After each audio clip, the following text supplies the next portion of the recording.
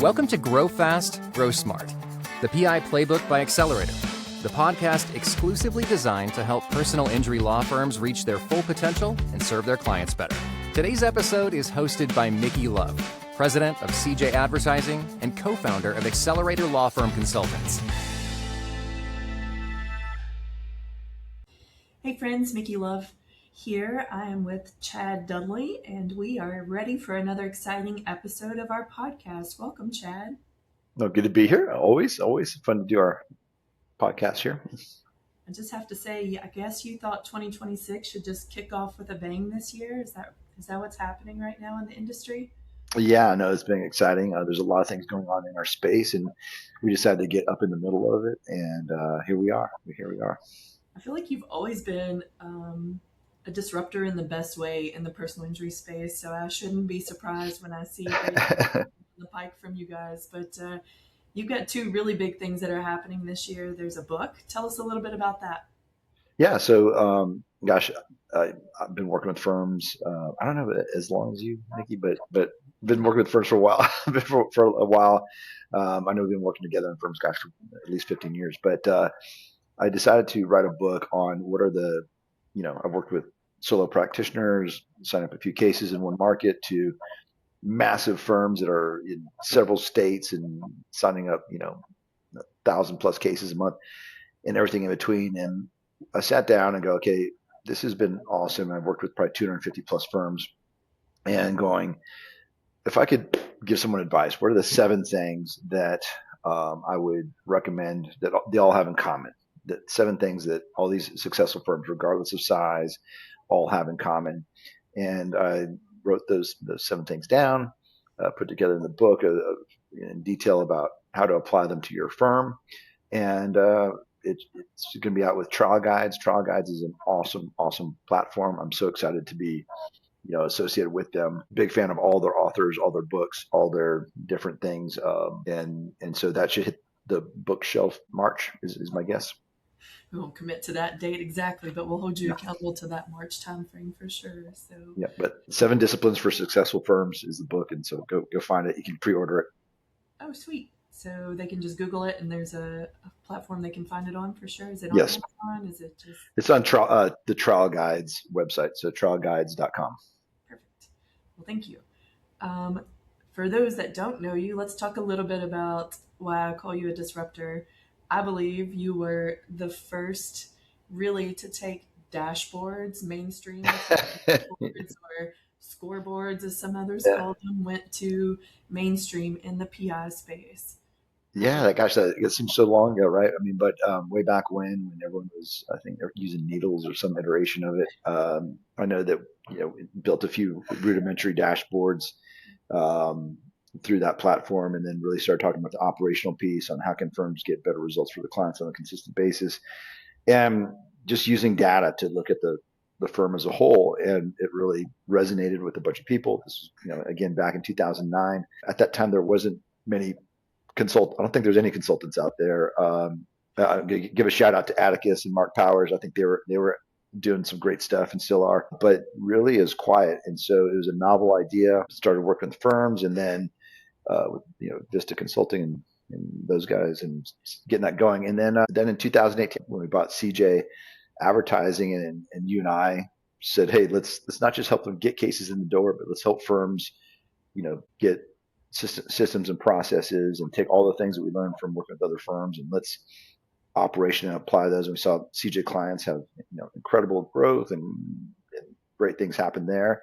At the time, there was no ad agencies had any type of operational assistance, and now they all do.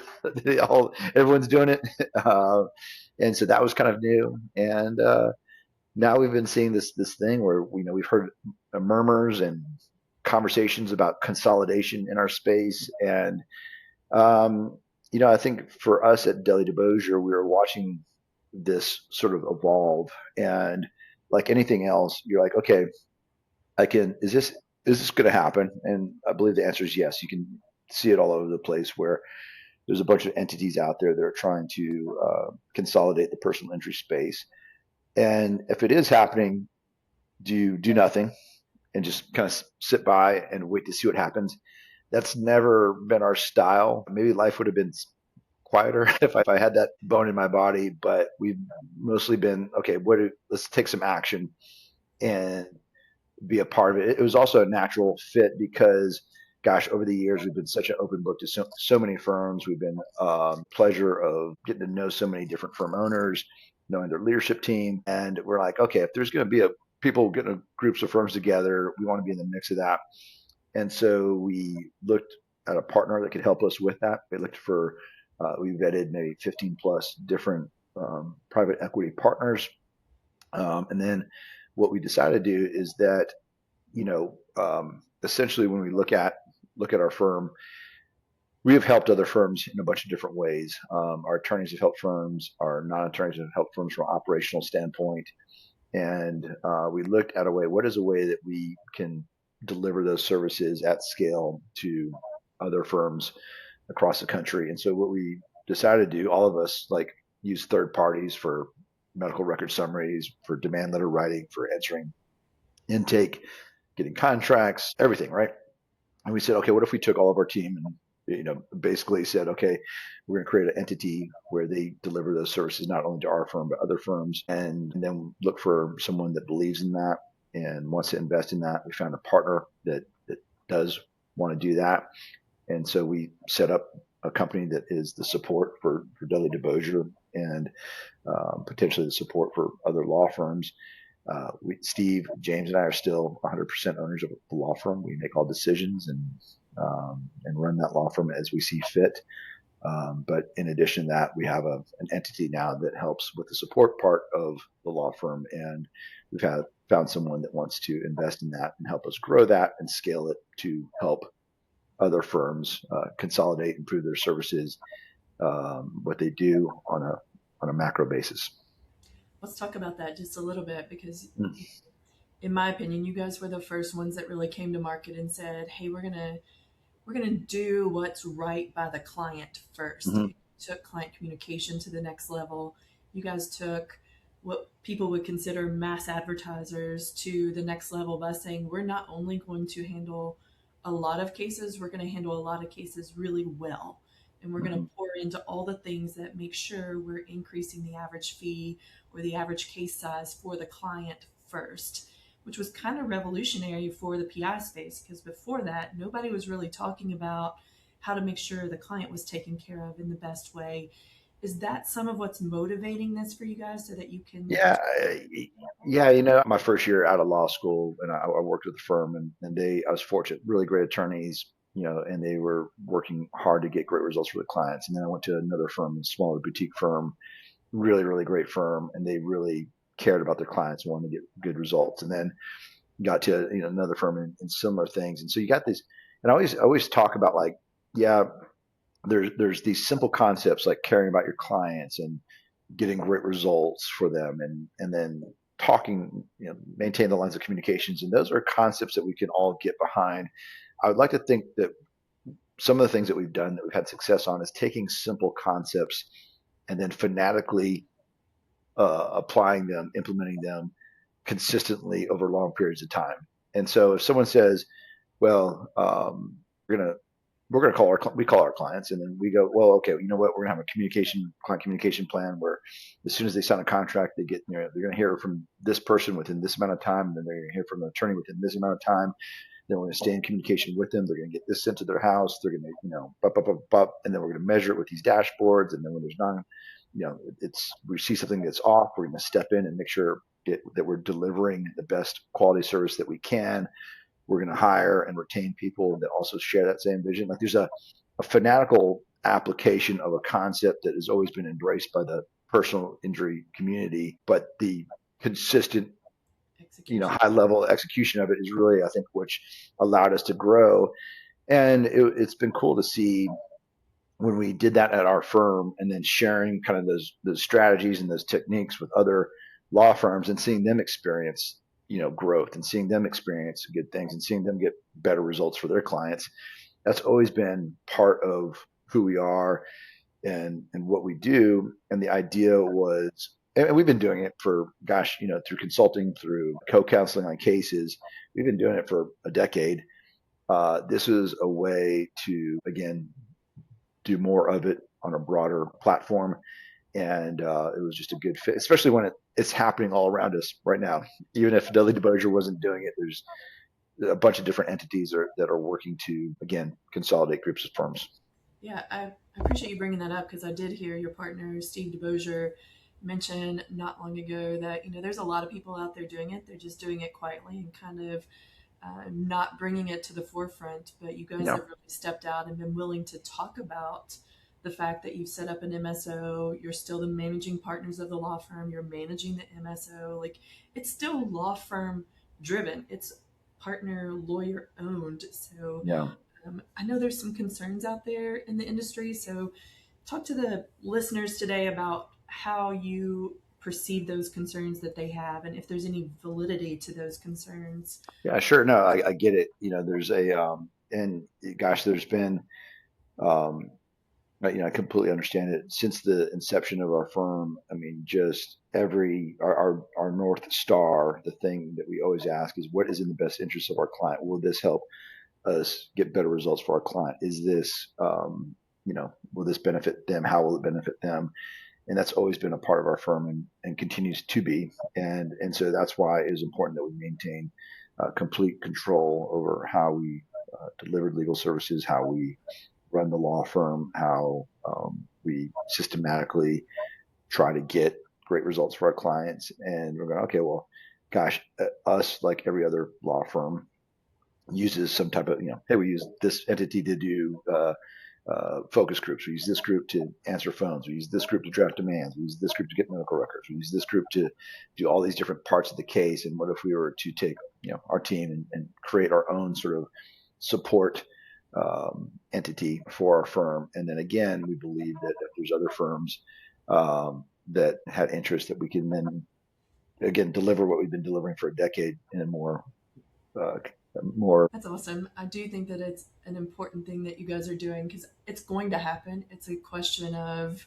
consolidation. It's going to happen. It's a question of, will you be consolidating with someone who has the right interest in mind, which is that of the client, or will it be a PE-backed entity that's really consolidating up with no clear direction on how to grow law firms, which I think is really where your sweet spot is that you have this for your own firm and you've done it for so many other firms that you have a proven method to get firms where they're trying to go, whether that's retirement or if that's 10xing, like you can do that.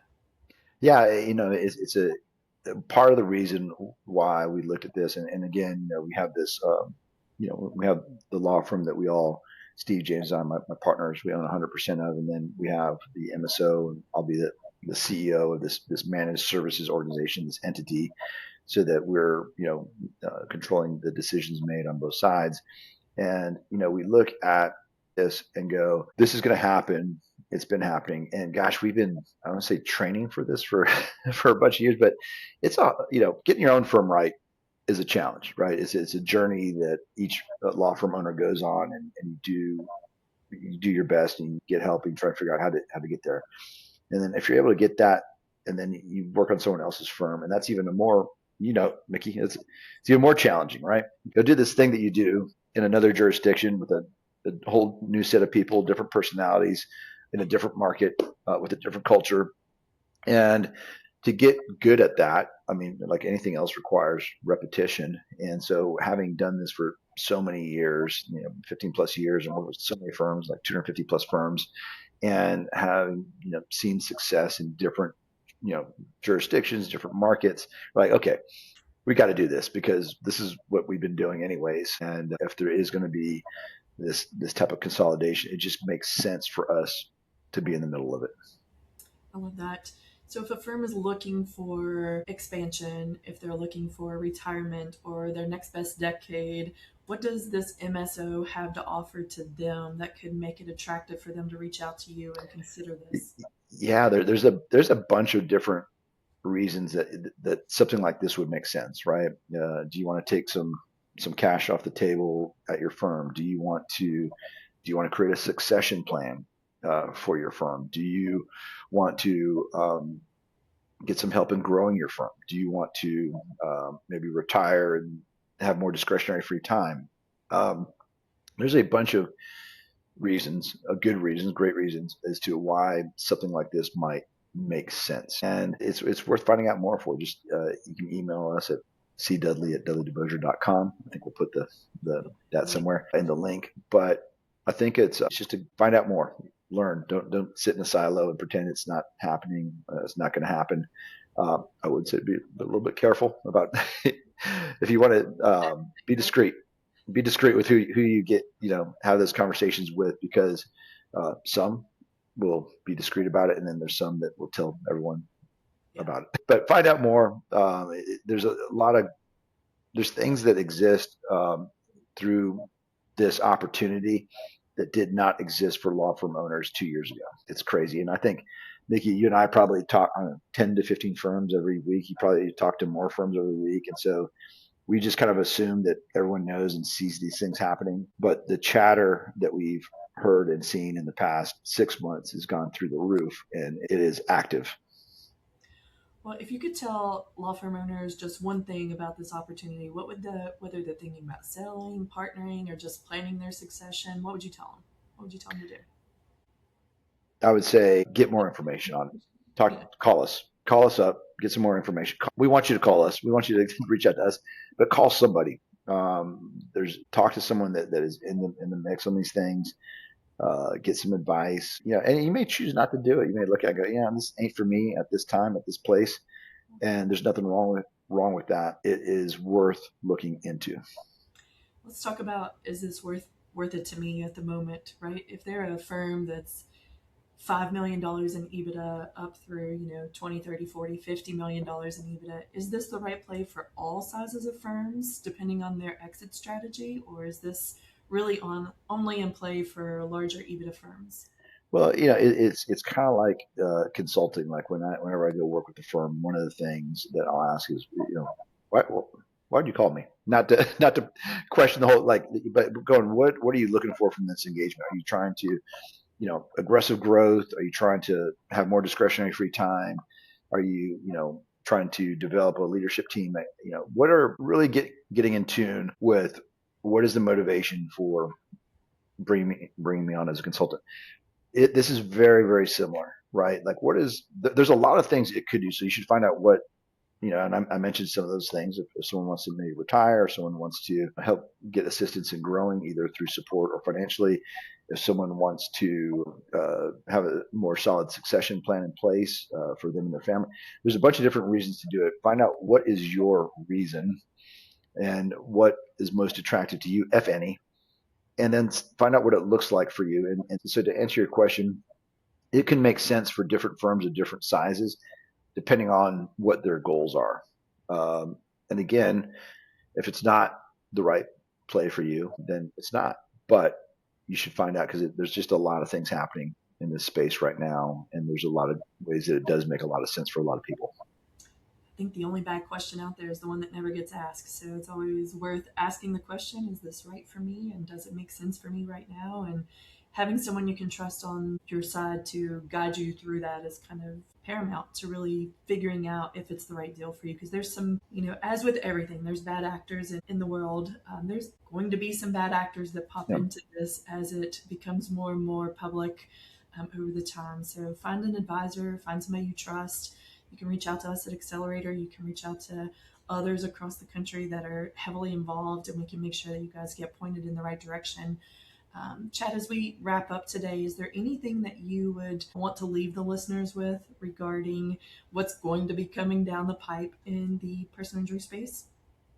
Well, I always share the Winston Churchill quote is, you can take change by the hand, or it will surely grab you by the throat. So this change is happening. Find out more about it so that you can take it by the hand, learn from it, and or not, it's going to happen around you. And I think, yes, please reach out. We'd love to talk to you about it.